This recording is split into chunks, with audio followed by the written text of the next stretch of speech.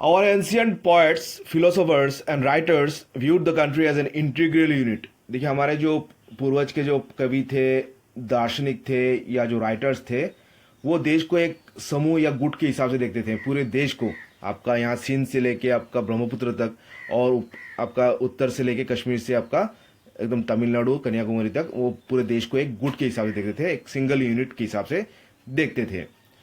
They spoke of the land stretching from the Himalayas to the sea as the proper domain of a single universal monarch.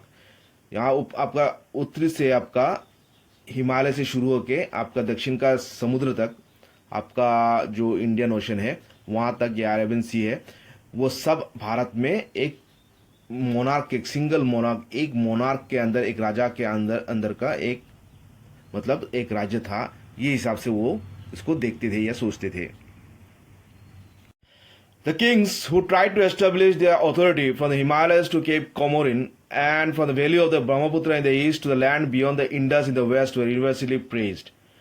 और जो भी राजा को मतलब ये सभी इलाकों में वो अपना अथॉरिटी विस्तार, अपना राज्य विस्तार करना चाहता था, जैसे हिमालय से लेके आपका साउथ में केप कोमोरिन तक और इन ब्रह्मपुत्र वैली जो नॉर्थ ईस्ट में है और मतलब जो पूर्व में ब्रह्मपुत्र वैली है और पश्चिम का इंडस तक, इंडस वैली जो सिविलाइजेशन कहते हैं, या इससे बाहर आपका आगे अफगानिस्तान या ईरान, वहां तक का जो राज्य विस्तार जो भी राजा करता था उसको मतलब काफ़ी सराहना किया था। उसको कवि में उसको मतलब जो भी पोइट्स है, फिलोसोफर्स है, उनको उस तरह का राजा को बहुत मतलब जो अपना राज्य विस्तार करेगा इतना तक, उसको बहुत ही यूनिवर्सली उसको प्रेज किया जाता था, उसको काफ़ी सराहना किया जाता था। और उस तरह का राजा को क्या कहा जाता था? चक्रवर्ती राजा कहा जाता था, जो कि उसका जो राज्य फल विस्तार है वो पूर्व से पश्चिम तक और उत्तर से दक्षिण तक उसका राज्य फैला हुआ हो, उसी को चक्रवर्ती कहा जाता था।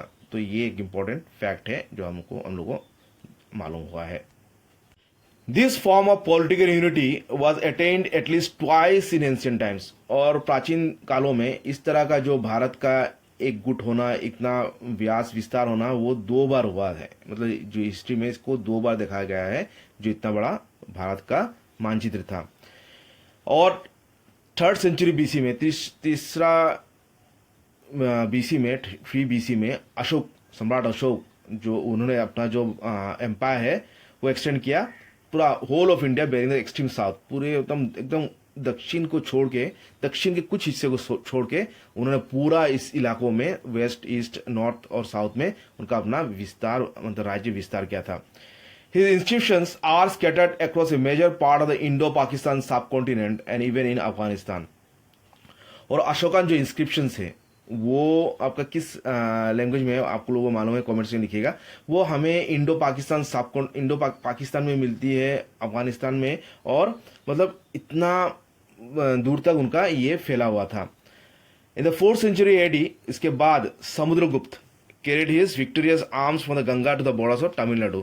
समुद्रगुप्त ने भी उनका जो विस्तार, राज्य विस्तार आपका गंगा से, उत्तर में गंगा से तमिलनाडु के बॉर्डर तक उन्होंने अपना राज्य विस्तार किया था। तो उन्होंने भी काफी अशोक के बाद, सम्राट अशोक के बाद समुद्रगुप्त ने भी अपना राज्य विस्तार इतना मतलब इतना दूर तक फैलाया था।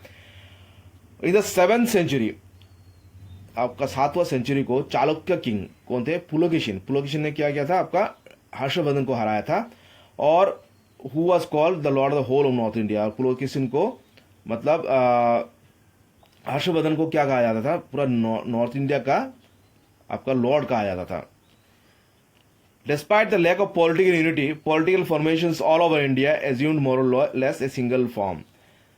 अभी देखिए जो यद्यपि उस समय की भारत में जो पॉलिटिकल यूनिटी, एक जैसे कि एक पार्टी या एक पॉलिटिकल इस तरह राजनीतिक कोई यूनिटी नहीं था, लेकिन पॉलिटिकल फॉर्मेशन जितने भी हुए मतलब इंडिया में, वो एक तरह का ही पॉलिटिकल फॉर्मेशन हुआ। मतलब जितने पूरा देश में अलग अलग तरह का पॉलिटिकल फॉर्मेशन नहीं हुआ, राजनीतिक फॉर्मेशन नहीं हुआ, बल्कि एक ही तरह का उनमें एक नेचर पाया जाता था। The idea that India constituted one single geographical unit persisted in the minds of the conquerors and cultural leaders.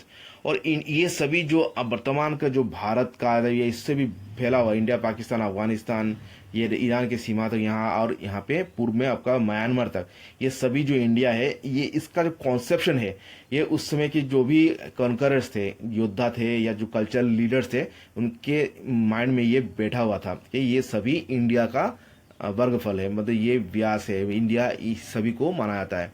तो वर्तमान में हम लोग जानते थे इंडिया का विस्तार कितना था, लेकिन बाद में अफसोस ये पार्टीशन की वजह से छोटा हो गया। The unity of India was also recognise by foreigners. और ये जो भारत का जो कल्चरल जो एक एकता है, यूनिटी है, ये फॉरेनर जितने आक्रामक आए थे भारत में उनको भी मालूम था ये भारत इतना बड़ा मतलब एक वर्गफल में फैला हुआ है और ये सभी का कल्चरली और ये एक ही लैंडमार्क है और इनमें बहुत सिमिलरिटीज है। They first came into contact with the people living the Sindhu और द इंडस। और जो फॉरेन एग्रेसर्स थे वो पहले उनको किससे उनको मुकाबला करना पड़ा, या किन लोगों के, जो वो आते थे आपका वेस्टर्न साइड से, नॉर्थ वेस्ट साइड से, तो हिंदू कुश उस तरह की इलाकों से वो आते थे। तो लिविंग सिंधु और जो Indus valley civilisation, Indus Sindhu घाटी के जो लोग हैं उनसे उनका पहले जो भारत के लोग हैं जो इंडस वैली सिविलाइजेशन में, उनसे उनका एनकाउंटर हुआ, मुलाकात हुआ, और पूरा देश को ही उन्होंने हिंदुस्तान या जो इंडस रिवर है उसका नाम से नामाकरण कर दिया, क्योंकि पहले जो फॉरेन एग्रेसर्स थे उनको उन सिंधु घाटी के सभ्यता के लोग मिले और उन्हीं सिंध के नाम से ही या हिंद के नाम से ही प्रदेश को जानने लगा। द वर्ड हिंद और Hindu is direct from the Sanskrit term Sindhu. और जो हिंद है या हिंदू जो शब्द है ये एक्चुअली आपका संस्कृत टर्म सिंध नदी से, सिंधु घाटी से, सिंधु से आता है। On the same basis the country became known as India. और जो अंग्रेज जब आए इस सिंधु को वो प्रोनाउंस नहीं कर पाया, तो सिंधिया करके उन्होंने इंडिया कर दिया उसको, which is very close Greek term for it. और ये ग्रीक टर्म से भी कुछ सिमिलरिटीज रखता है इसको।